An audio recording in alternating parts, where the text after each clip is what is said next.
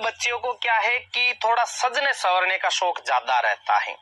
जो शीशा होता ना, कांच, जो दर्पण ऐसे सामने रख के अपन जो थोबड़ा देखते हैं ना अपना, कि अपना थोबड़ा कैसा दिखाई देता है, फेस कैसा दिखाई देता है, तो इन बच्चियों की क्या है आदत रहती है जो कांच के सामने बैठने की, शीशे के सामने बैठने की और सजने संवरने की, इनकी क्या है आदत रहती है। ये आदत कहाँ तक काम आती है?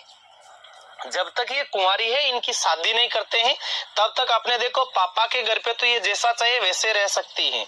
ये देखो बच्चे ट्रिक्स भी लिख के भेजने लगे मेरे वाली, है ना।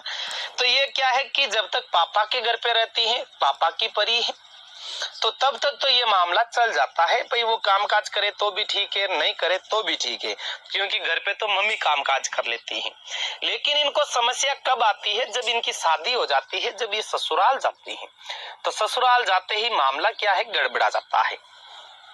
तो कोई बच्चे की जब शादी होती है, वो ससुराल जाती है, और ससुराल जाती है तो नई नई जब बींदनी होती ना बेटा, तो उनसे घर में कामकाज नहीं करवाया जाता, उससे घर का कामकाज नहीं करवाया जाता है। घर में जो पहले से कोई महिला रह रही है तो वो घर का कामकाज करती है।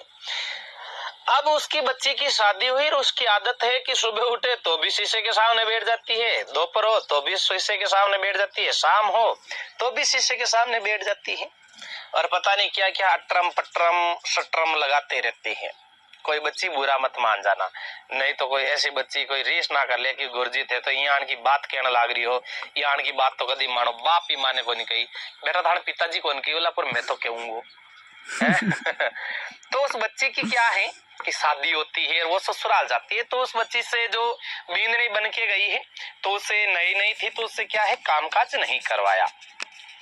जब थोड़े दिन बीते तो आपको पता है सासू हमेशा सासू ही बन के रहती है, सासू है हमेशा सासू ही रहेगी, बींदनी हमेशा बींदनी ही रहेगी, है ना।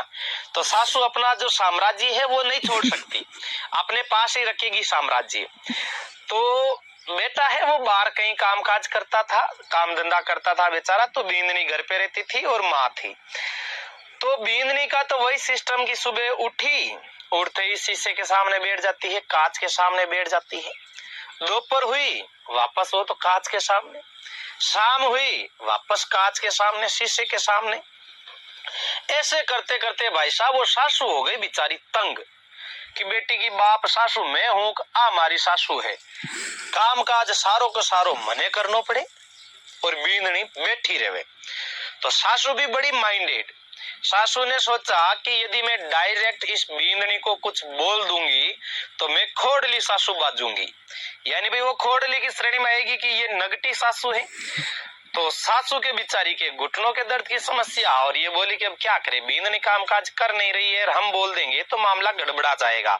तो जैसे ही शाम का टाइम हुआ और उसका बेटा आया घर पे, आते ही बेटे ने माँ ने बेटे को बोला कि बेटा मैं बोलना तो नहीं चाहती, लेकिन फिर भी मैं तुझे बता देती हूँ, वैसे मैंने बींदनी को ये बात नहीं की है, ये बात बींदनी को नहीं कही है मैंने, कि बता क्या है, कि बेटा तुझे पता है कि मेरे तो घुटने दर्द कर रहे हैं, बींदनी तेरी कोई काम काज करती नहीं है, काम के हाथ भी नहीं लगाती है।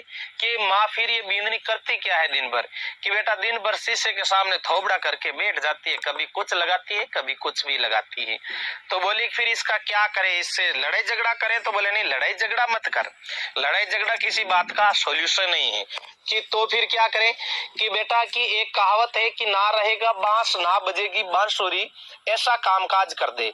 कि ऐसा कामकाज कैसे करें, कि ये सुबह दोपहर शाम जब शीशा देखती ना तो इस शीशे को फोड़ दे, इसको क्या है गिरा दे, जब शीशा गिरेगा तब वो शीशा फूटेगा, यानी कांच फूटेगा, जब शीशा गिरेगा कांच फूट जाएगा और बींदने का जो नखरा है वो टूट जाएगा।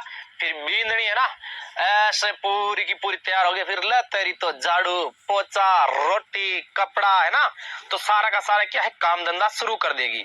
तो शीशा फूटेगा, बींदनी का नखरा टूटेगा, और शीशा फूटेगा कैसे, जब शीशा को गिराया जाएगा। तो इसकी जो ट्रिक्स जाएगी ये जाएगी शीशा गिरा दे, शीशा गिरा दे, शीशा गिरा दे, बस केवल और केवल यही नस्लें गाय की दुधारू नस्लें हैं। अरे बेटा चेहरे पर ग्लो बड़ा शानदार आ रहा है, पॉन्ट्स